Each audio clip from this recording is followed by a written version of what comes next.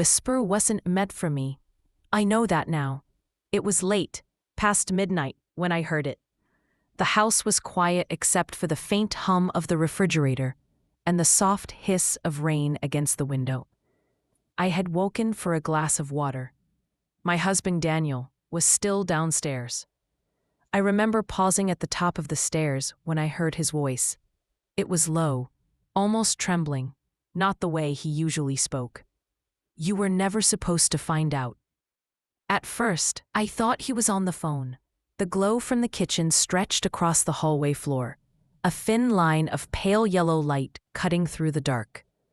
I took one slow step after another, my bare feet pressing into the wooden stairs that always creaked on the third one down. But this time, they didn't. It was like even the house was holding its breath. When I reached the doorway, Daniel was standing with his back to me.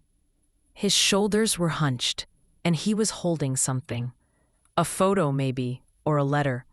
I couldn't tell. His whisper came again, softer this time. I didn't want her to know. Not like this. Her. The word curled in the air like smoke. I didn't speak. I couldn't. My body felt frozen. The kind of stillness that comes not from calm, but from fear. There's a moment before a storm hits when everything goes silent. Even the birds stop singing. That's what it felt like inside me. He turned around then, startled. His face drained of color. The letter in his hand shook slightly before he folded it, too slowly, as if trying to hide something that was already gone. "Claire," he said. My name broke the air like glass. "You weren't supposed to." His voice trailed off. The rest of the sentence died between us. I didn't ask what it was about. Not then, because sometimes silence is the only thing that keeps a person from breaking completely. Instead, I looked at him, really looked, and realized how much I didn't recognize anymore. The man standing before me was my husband of 22 years, the man who once promised to love me until the end. And yet, in that dim kitchen light, I saw a stranger. The rain outside grew heavier, rattling against the window panes like restless hands. I turned away, walked back upstairs, and closed the bedroom door softly behind me. That night, I didn't cry. Not because I wasn't hurt, but because something deeper than tears had opened inside me. A quiet, wordless ache. I wish I could tell you that was the beginning of the end, but it wasn't. It was the moment everything I thought I knew began to unravel. And to understand how far we fell, you have to know how high we once were. Before the silence, before the lies, before love became something I had to survive. I met Daniel on a spring morning that still feels like another lifetime. There was a lilac tree outside the library where I worked back then, and its blossoms always fell too early. Soft purple petals scattered like confetti on the walkway. The air smelled faintly of old paper, rain-soaked earth, and something else. Something like promise. That morning, I was balancing a stack of returns in my arms, hurrying across the path when my shoe slipped on the damp petals. The books tumbled forward, a small avalanche of stories spilling onto the concrete. He caught them, not me, but the books. "Careful," he said, smiling, his voice warm and amused. "You'll make the librarians cry." I remember the way his laugh rose like sunlight through clouds. I laughed too, a little embarrassed, brushing hair from my face. "They already do," I said. "I keep wearing out the spines." He handed the books back, and for a heartbeat, our fingers touched. Just a graze, but it was the kind of moment that lingers, the kind you replay later without knowing why. That's how it started, a quiet, almost clumsy beginning under the lilac tree. He came back the next day, said he'd forgotten to return a book. I checked it in, smiling, though I knew it hadn't been overdue. We talked about authors, about rain, about how small towns somehow feel bigger in spring. By the end of the week, he'd ask me for coffee. I said yes. That's what I remember most about those early days. How easy everything felt. Laughter came without effort. Time slipped by unnoticed. The world outside the two of us could have been falling apart, and we wouldn't have noticed. He was charming in that deliberate, careful way, the kind that makes you believe he'd never hurt anything he loved. He asked questions no one else did. About my mother's recipes, about why I preferred handwritten letters to emails, about what kind of bird I thought I'd be if I could fly. Probably a robin, I said once. They always come back, no matter how cold it gets. He smiled.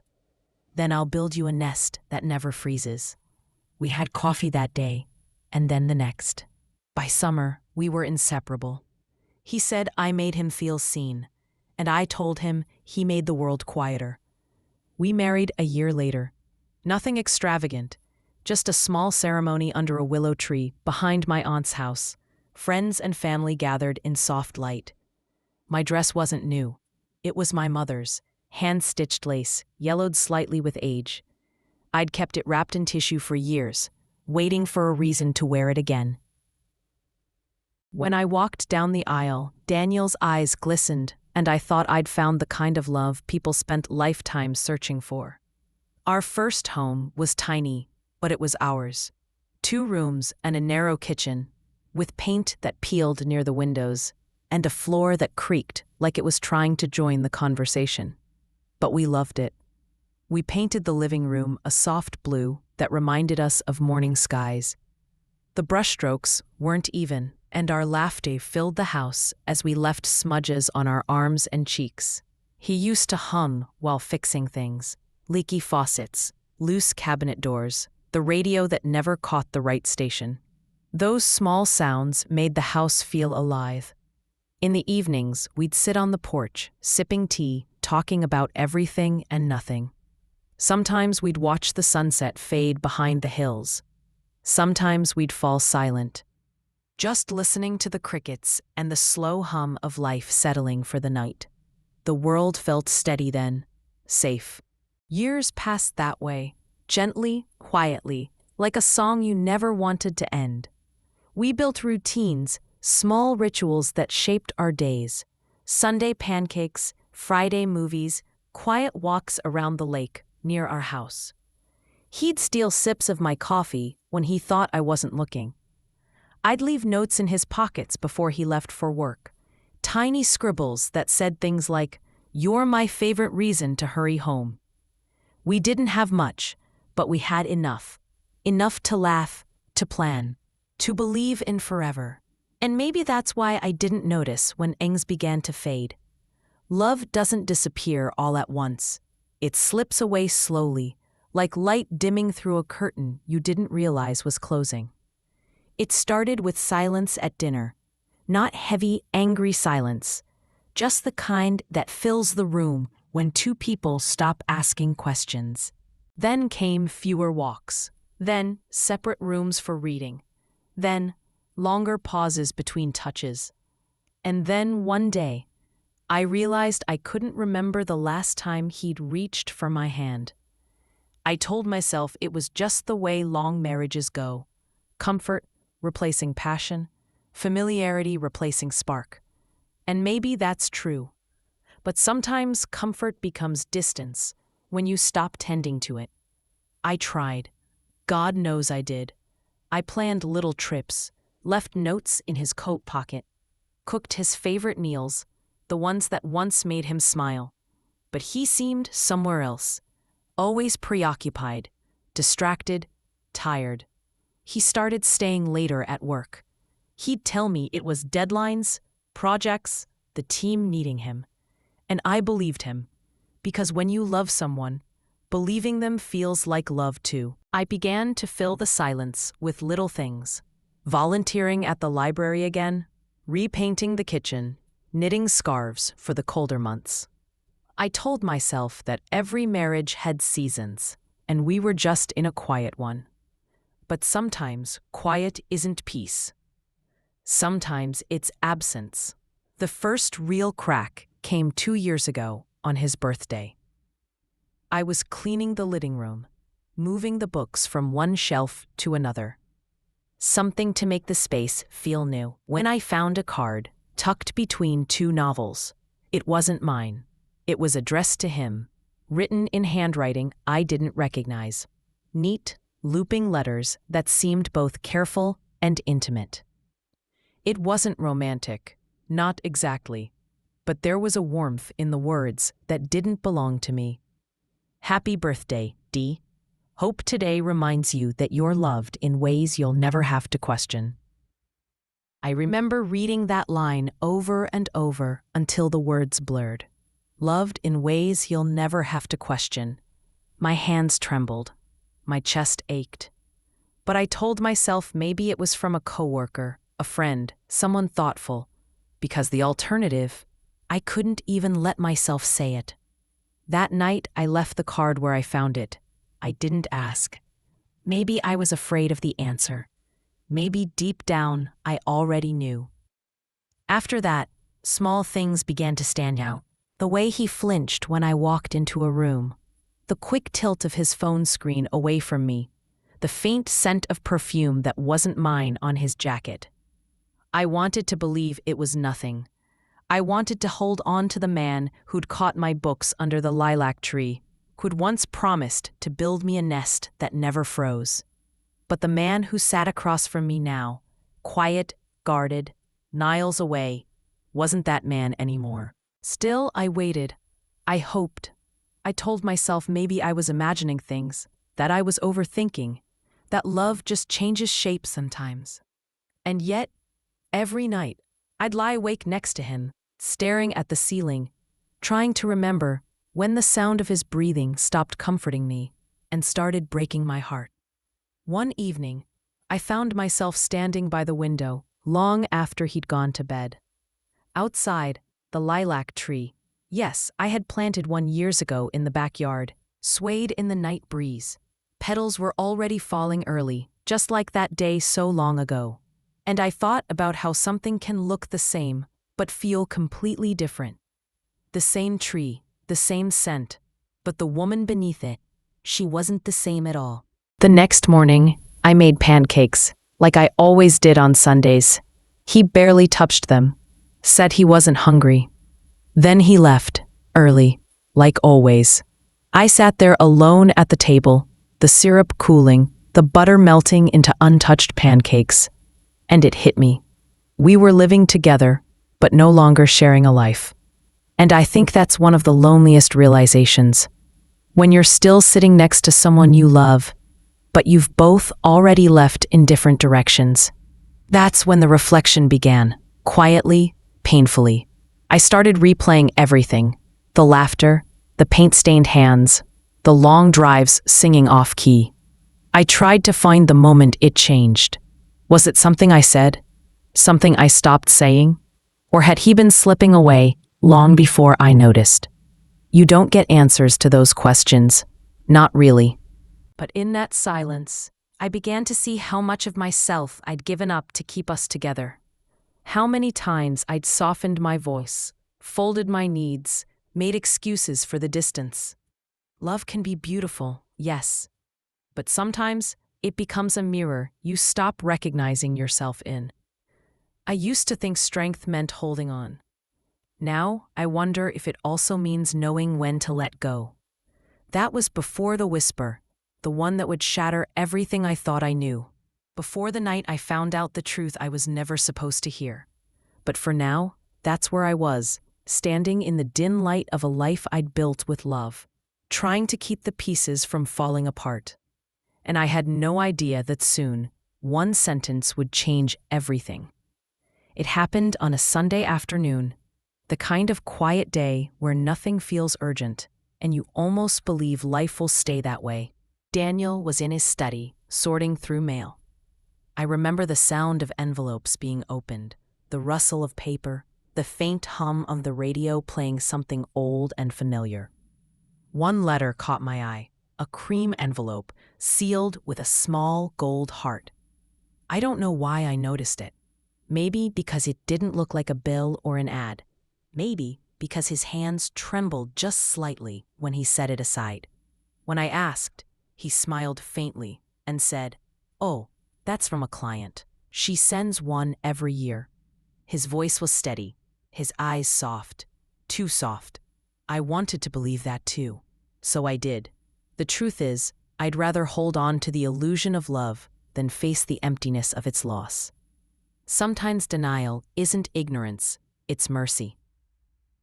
Looking back now, I see all the moments that should have told me something was wrong.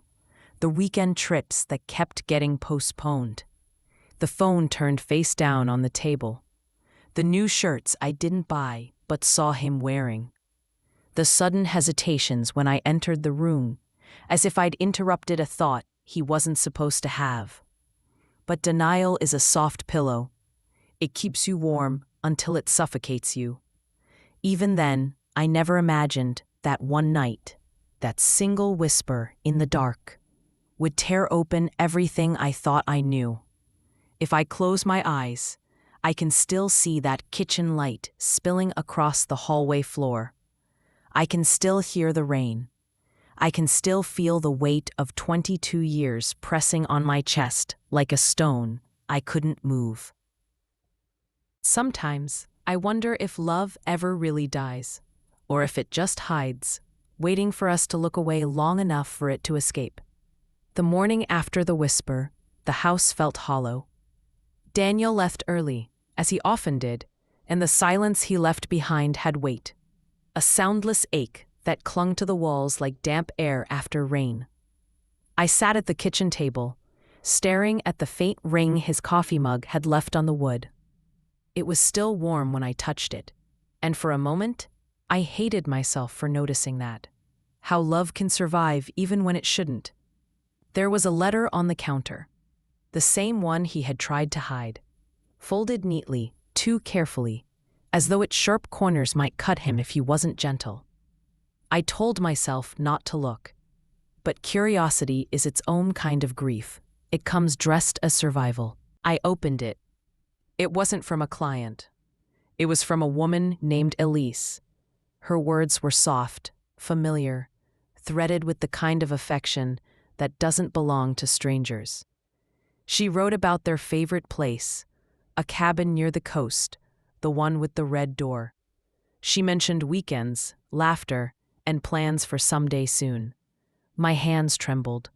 The ink blurred where my thumb brushed against a line that read, "You don't have to keep pretending anymore." I read that line over and over until the letters no longer made sense. Pretending. That was the word that hurt the most. Because it meant all those quiet dinners, all those small smiles, the promises of "I love you" whispered out of habit. They weren't real anymore. They were part of the pretending. When he came home that evening, I didn't say a word. I couldn't. The truth sat in my chest like a stone, cold and heavy. He looked tired, maybe even guilty, but he kissed the top of my head and said, "You okay?" I nodded. Lies are easy when your world has already fallen apart. Days passed like that, long, quiet hours filled with ordinary gestures that felt wrong now. His laugh at the TV, his slippers by the door, his cologne in the hallway. All of it smelled like betrayal. Sometimes, I'd stand in the doorway of our bedroom and watch him sleep. The rise and fall of his chest looked peaceful, innocent even, and I'd wonder, how can someone destroy something so gently? It's strange, the way grief sneaks into the smallest places, the way it hides in morning routines, in coffee cups, in the sound of keys jingling as someone leaves. He'd leave and I'd clean, not because the house was dirty, but because movement was the only thing that kept me from falling apart. I scrubbed the counters until my hands hurt, rearranged the books, repainted the window frame, anything to feel like I still had control over something. But no matter how much I scrubbed, I couldn't wash away the image of that letter, her words, her name, her promises written where mine should have been. For weeks, I rehearsed what I might say to him. In the mirror, I whispered, "Who is she?" Then, "Why?" Then nothing at all. Because sometimes silence is more honest than words. But when the moment came, when he stood before me one night, asking if I'd seen his missing tie, his missing phone charger, his missing self, I said nothing. Cowardice? Maybe. But it didn't feel like fear. It felt like mourning. You don't scream at someone who's already left you. Instead, I began to build small walls around myself, invisible ones. I stopped asking about his day, stopped waiting for his call, stopped hoping he'd notice the emptiness between us. He didn't. Or maybe he did, but by then it didn't matter. One night, I went through his desk drawer. I told myself I wasn't looking for anything, but of course I was. There were receipts, hotel stays in cities he never mentioned, a photo tucked beneath a stack of old bills. It was of him and her, Elise, the cabin with the red door behind them.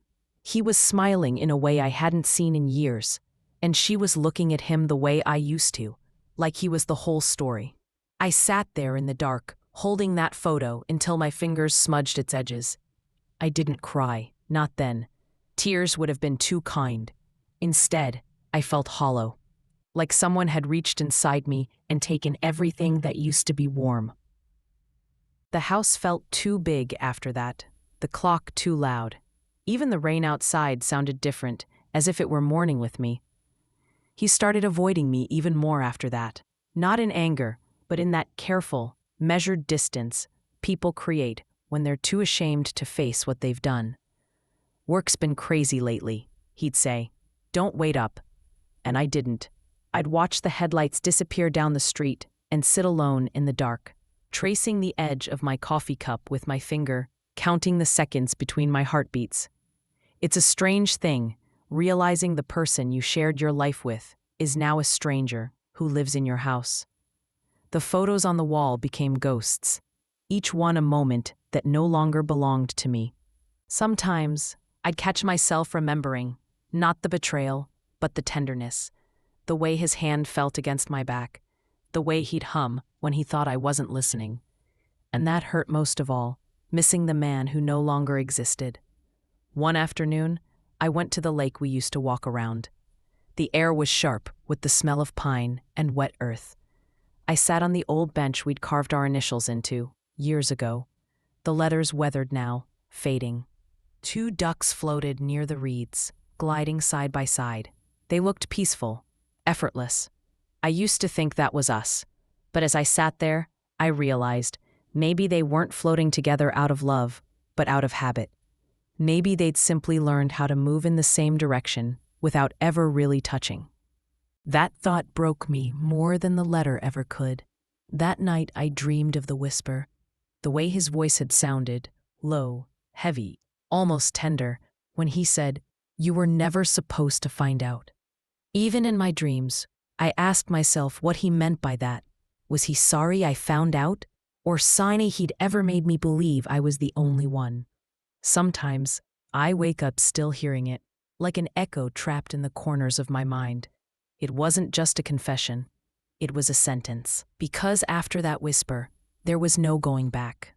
No pretending, no us. Just a woman standing in the ruins of a love story, trying to remember how to breathe. It happened on a Thursday. I came home early from the market, the rain coming down in thick sheets. The lights were on, warm, golden, and for a moment I almost smiled, thinking maybe he'd come home early too.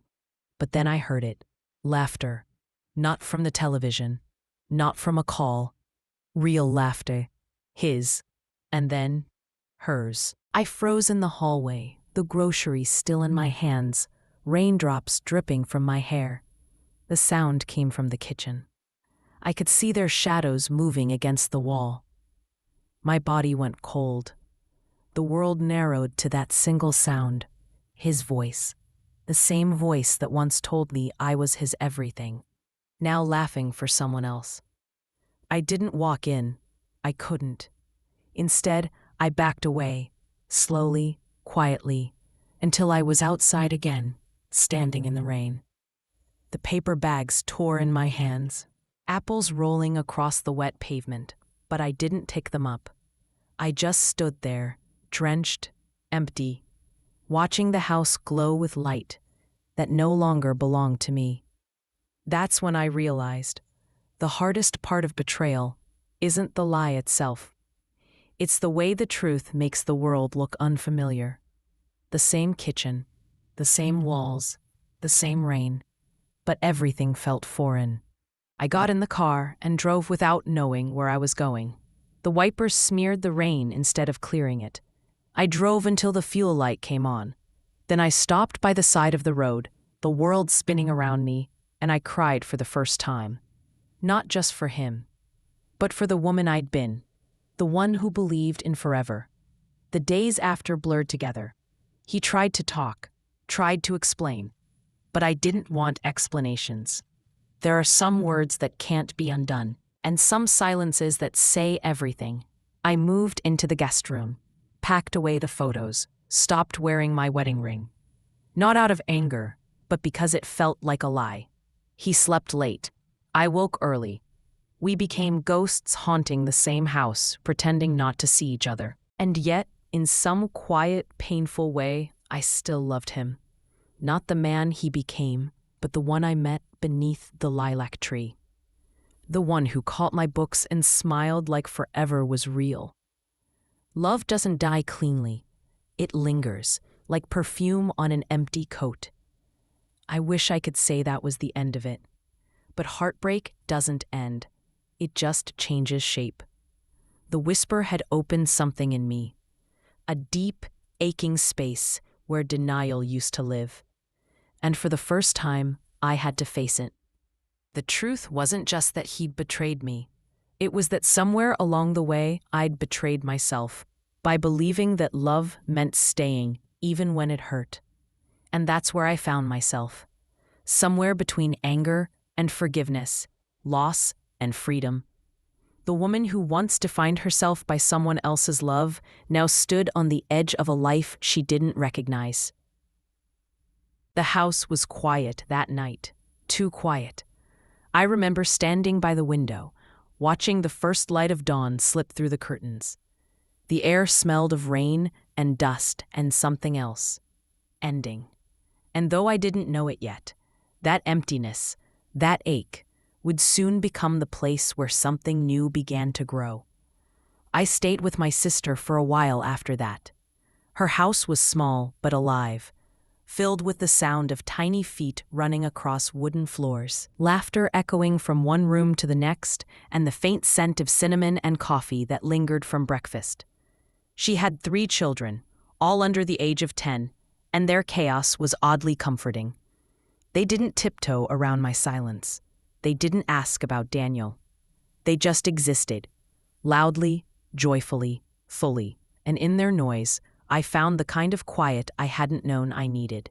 My sister never pushed. She didn't ask me to explain. She just handed me tea every morning, her eyes gentle, her words few. Sometimes silence is the kindest kind of love. Every dawn, I woke before the others and sat by the kitchen window. I'd wrap myself in a blanket, watching the sun stretch its light across the dew-soaked garden. Birds sang on the fence, their small wings flickering like tiny bursts of hope. I hadn't realized how long it had been since I truly looked at a sunrise. The colors felt almost too beautiful, shades of peach and gold spilling across a world that seemed new again. For years, mornings had been about routine: breakfast, coffee, Daniel's brief goodbye before work. But now, they belonged to me. It took weeks before I could say his name out loud. And when I finally did, it came out as a whisper. Daniel. It didn't sound like a person anymore. It sounded like a memory I had once tried to hold too tightly, one that had already faded around the edges.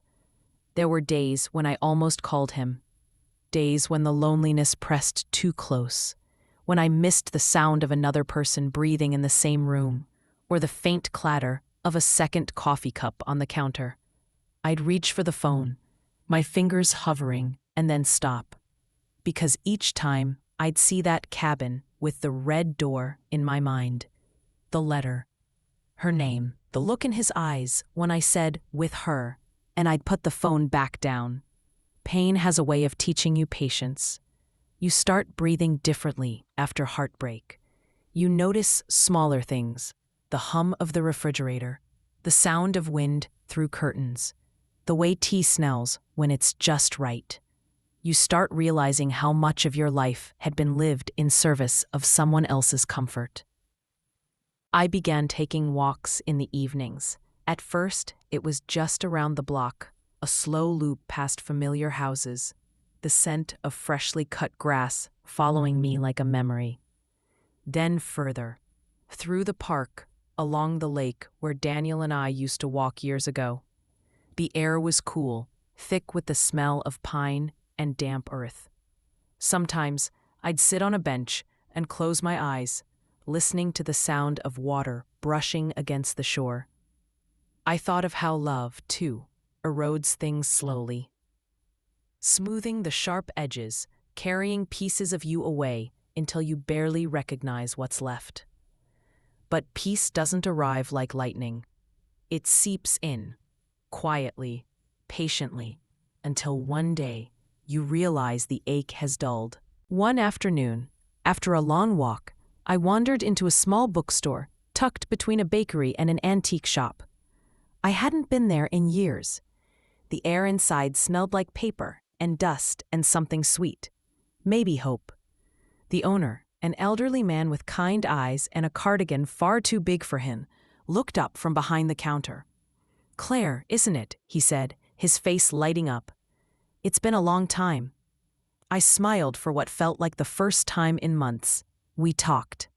About the town, the weather, the way the bakery next door still made the same apple turnovers from our childhood. He told me his wife still baked lemon pies every Friday, though she couldn't eat much sugar anymore. Before I left, he reached beneath the counter and pulled out a small worn book. "This one helped me once," he said, handing it to me. It was a collection of poems, thin pages, frayed corners, the kind of book that looked like it had already lived a few lives. That night, I read it by lamplight. The room was quiet, except for the soft turn of pages, and then I found a line that stopped me. "Sometimes you lose the person, and then you find yourself." I read it again, and again, until the words began to feel like truth.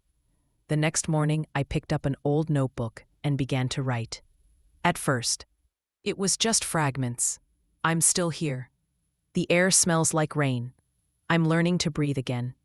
But over the next few weeks, the fragments grew into full sentences, sentences into reflections. And I realized something. I had spent so many years being someone's wife, someone's half, someone's home, that I had forgotten what it meant to be whole on my own. Healing doesn't come from understanding why someone hurt you. It comes from accepting that their choices are not yours to fix. Months passed. Winter came and went. Daniel called once, then twice. The first time, I let it ring. The second time, I answered. His voice was softer than I remembered, thinner, like time had taken something from it. "I just wanted to know if you're okay," he said. "I am," I replied, and for the first time, I wasn't lying. There was a pause. I could almost hear him swallow on the other end. "I made mistakes, Claire," he said finally. "I wish I could change things." "I know," I said quietly. "But maybe things happened the way they needed to." Silence. The kind of silence that used to hurt, but now just felt final. Before he hung up, he said, "You were always the better one." But I didn't want to be better. I just wanted to be free. After that, I didn't hear from him again, and I didn't need to. I began teaching art classes at the local community center, something I had always wanted to do, but never had the time for. The first day, I stood in front of a room full of strangers with paintbrushes and hope in their hands. There was laughter, chatter, the soft scrape of brushes against canvas. Watching color spread across white space felt like watching life return. There was one young woman who lingered after class. She was quiet, hesitant. Her eyes were red from crying, though she tried to hide it. When everyone else left, she stayed behind and said softly, "My husband left me." I handed her a paintbrush and whispered, "Then paint something that doesn't hurt." She smiled, small, trembling, and dipped her brush into blue paint. As she began to paint, her hands steadied, her breathing slowed. In that moment, I realized healing isn't about erasing pain. It's about transforming it, turning something broken into something beautiful, something you can hold without bleeding. Over time, I started seeing color everywhere again. In the sunset bleeding across the sky, in the laughter of children at the park, in the way the wind caught the edge of my sister's curtains. I even started visiting the lake again, the same one Daniel and I used to walk around, though it felt different now, quieter, somehow kinder. One evening, I stood by the water and saw my reflection ripple beneath the fading light. For the first time, I didn't see the woman he left. I saw the woman who stayed, through every storm, every silence, every ending. Sometimes, late at night, I still think about the cabin with the red door. I imagine it by the sea, waves brushing gently against its walls, seagulls crying in the distance. Maybe they're there, maybe they're not. But it doesn't matter anymore. Because I'm here. And I'm okay. There's a peace that comes after the breaking, not loud, not triumphant, but still. A peace that sits quietly beside you, holds your hand and says, "You made it." And that's the thing no one tells you about heartbreak. It doesn't end you. It remakes you. Piece by piece, breath by breath. When I finally left my sister's house months later, I packed light. A few clothes, the book of poems, my journal, and a small potted plant she insisted I take. "Something alive," she said, "to remind you that you are too." And as the car pulled away, I watched her children waving from the porch, their hands small and bright against the morning sun. For the first time in a long time, I felt ready. Not to start over, but simply to keep going. The road stretched ahead, long and open. And for the first time in years, it felt like it belonged to me. The wind rushed through the open window, carrying the faint scent of wildflowers and rain. The world outside moved softly, trees bending, clouds drifting, as if reminding me that everything, even heartbreak, keeps moving. I didn't know where I was headed that morning. But maybe that was the point. Sometimes healing isn't a destination.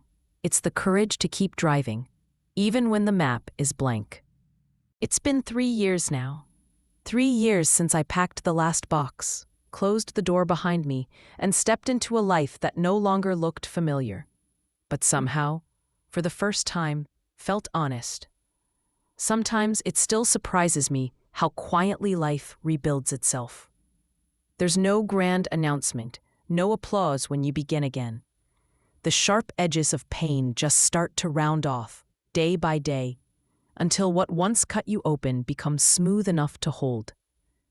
You don't forget what happened. You just learn to carry it differently. The first spring after I left Daniel, I planted a garden behind my sister's house. Not a big one, just a few rows of lavender, sage, and daisies. I'd never been much of a gardener before. Daniel always said I didn't have the patience for it. Maybe he was right. Or maybe I just never had the peace. But that spring, something inside me needed to grow again. So I knelt in the dirt, hands covered in soil, the morning air still cool enough to see my breath, and thought, this is what rebuilding looks like. Quiet, messy, alive. There's a rhythm to gardening. Dig, plant, water, wait. And maybe that's what healing really is. A rhythm you fall into before you even realize it. Every morning, I'd go out barefoot, dew soaking the hem of my robe, and check for sprouts. Sometimes there were none. Sometimes a single green shoot would break the soil, fragile and brave. I'd whisper to it, not because I thought it could hear, but because I needed to hear kindness spoken out loud again. As the weeks passed, my hands grew rough, my back sore, but my heart, it softened. Because that's the thing about nurturing life. It reminds you that you still belong to it. And somewhere between planting seeds and pulling weeds, I realize something. Peace isn't something you wait for. It's something you make space for. A year later, I moved into a small cottage near the lake. The house wasn't perfect. Creaky floors that groaned with every step, a roof that leaked when it rained too hard, and a faucet that sang its own off-key song at midnight. But it was mine. Every flaw, every corner, every beam of morning light that fell across the old wooden table, all of it was mine. I remember the first night I slept there.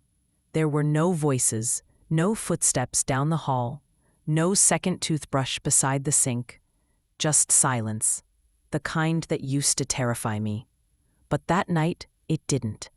That night, silence felt like a warm blanket. I filled that little house with things that made me smile: second-hand books, thrifted mugs, a record player that crackled more than it sang, and a kettle that whistled louder than it should. There was a shelf by the window where I placed my plants. Lavender, just like the ones I'd grown at my sister's. They seemed to take to the sunlight better there, as if they too were finally free. And in the evenings, when the sky turned violet and the crickets began their soft symphony, I'd sit on the porch with a cup of tea and just listen. That's when I realized silence isn't lonely when it's yours.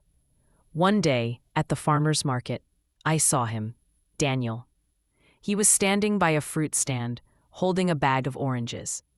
Time didn't stop, not like it does in movies, but for a second, everything just slowed down. He looked older, not in the gray hair or the wrinkles, but in the heaviness of his eyes, as if regret had been living there too long. When he saw me, he smiled. A small, careful smile, the kind that says, "I hope you're well, but I know I don't have the right to ask." And I smiled back. No words, no confrontation, no cinematic reunion.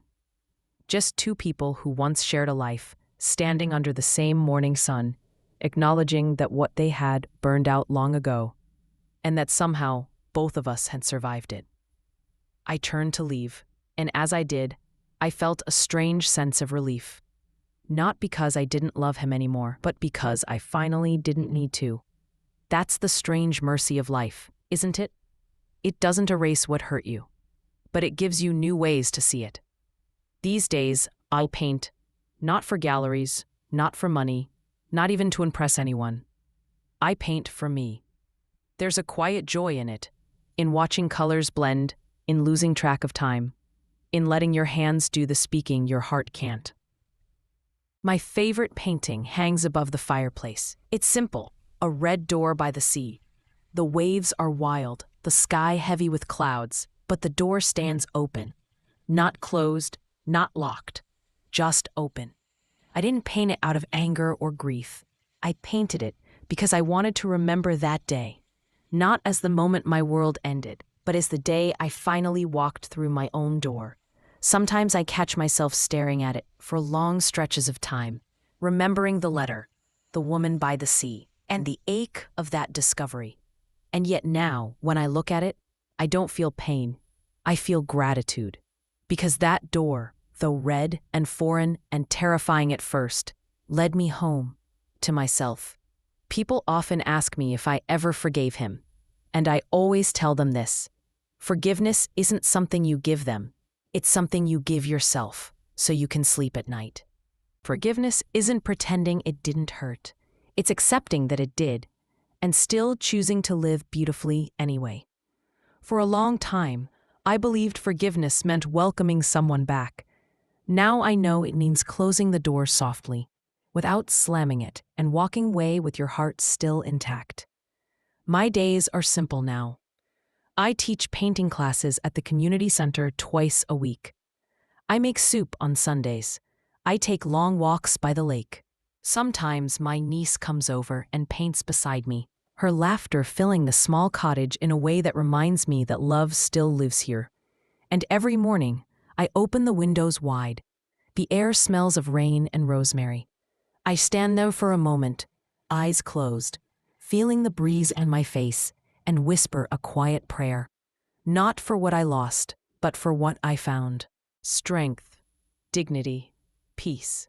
Because the truth is, sometimes you have to lose the love you thought would last forever to finally find the love that never leaves you, the one that lives quietly inside yourself.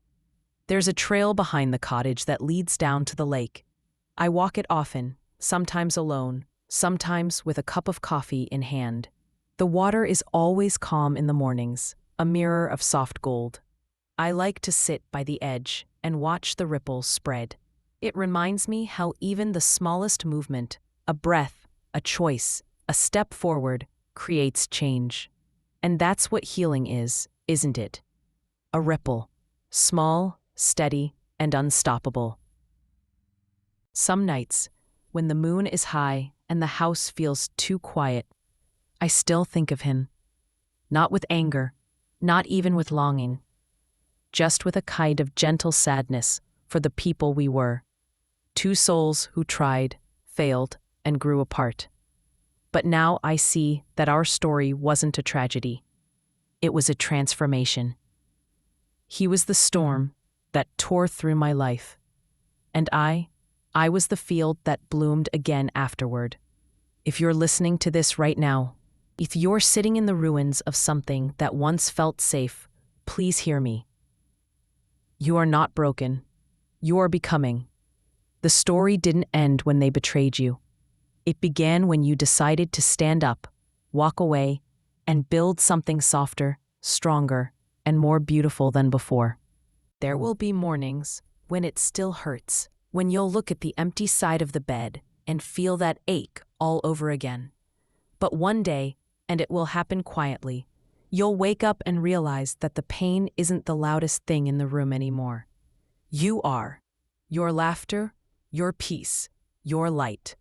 So here's to the mornings after the storm, to the quiet strength we never knew we had, to the gardens we plant after loss, and to the red doors that lead us back, not to them, but to ourselves. Because life doesn't wait for your heart to stop aching before it grows again. It grows through the ache, through the cracks, through the parts you thought would never heal. I'm Claire. And that was the day I learned that sometimes what ends in heartbreak can still bloom into peace.